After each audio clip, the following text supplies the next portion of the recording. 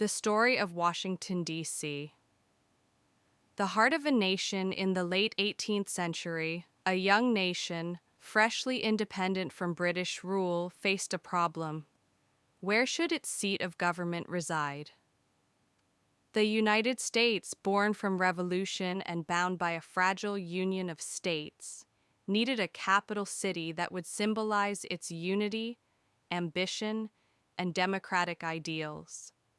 This is the story of Washington, D.C., a city unlike any other, designed from the ground up to embody the spirit of a nation and serve as its political heartbeat. A nation in need of a capital.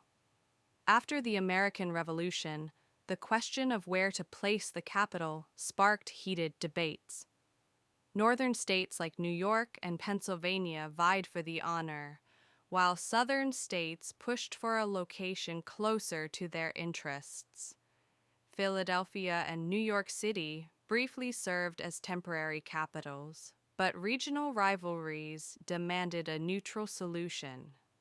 In 1790, a compromise was struck during a now famous dinner between Alexander Hamilton, Thomas Jefferson, and James Madison.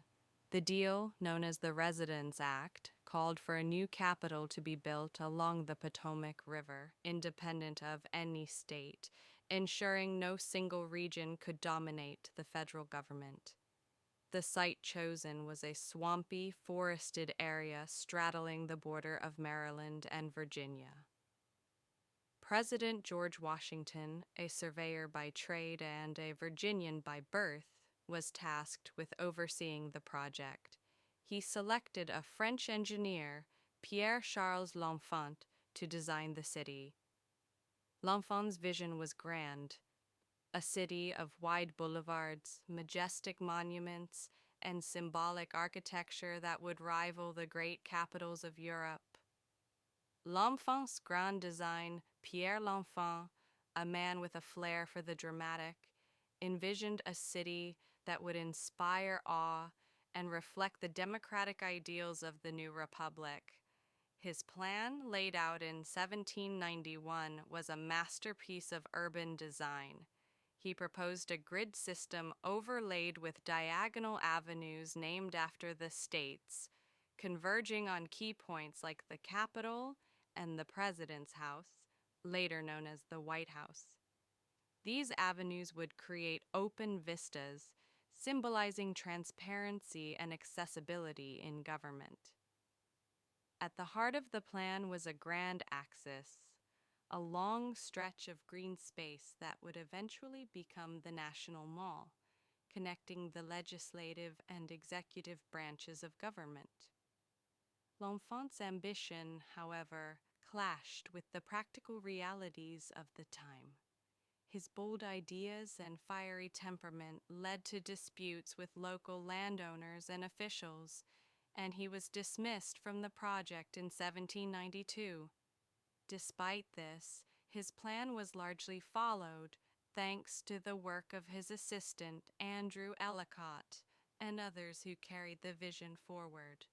The city was named Washington in honor of the first president, with D.C. standing for District of Columbia, a nod to Christopher Columbus and the new world the nation represented. A city rises from the swamps building. Washington, D.C. was no small feat. The land was marshy, prone to flooding, and plagued by mosquitoes. Workers, including enslaved laborers, toiled to clear forests, drain swamps, and construct the first government buildings. By 1800, the Capitol was ready, barely. The White House was still unfinished, with wet plaster on the walls, and the Capitol was a work in progress. President John Adams and his wife Abigail moved into the White House, enduring drafty rooms and a lack of basic amenities. Abigail famously hung laundry in the East Room, a far cry from the grandeur we associate with the building today. The early years of Washington, D.C. were marked by growing pains. The city was small, with muddy streets, and a population of just a few thousand. It lacked the commerce and culture of established cities like Boston or Philadelphia. Yet it was a place of immense symbolic importance. The capital, designed by Dr. William Thornton and later refined by architects like Benjamin Latrobe, began to take shape as a neoclassical masterpiece, its dome, added later, becoming a global symbol of democracy. A city tested by fire, Washington, D.C.'s vulnerability was exposed during the War of 1812. In August 1814, British troops marched into the city, meeting little resistance. In a devastating blow, they set fire to key government buildings, including the White House, the Capitol, and the Library of Congress. The city was left in ruins, and some called for abandoning it as the capital. But resilience prevailed. The buildings were rebuilt, and the city emerged stronger, its resolve mirroring that of the young nation it served. The reconstruction of Washington, D.C. marked a turning point. The city began to grow, with new neighborhoods, markets, and institutions taking root.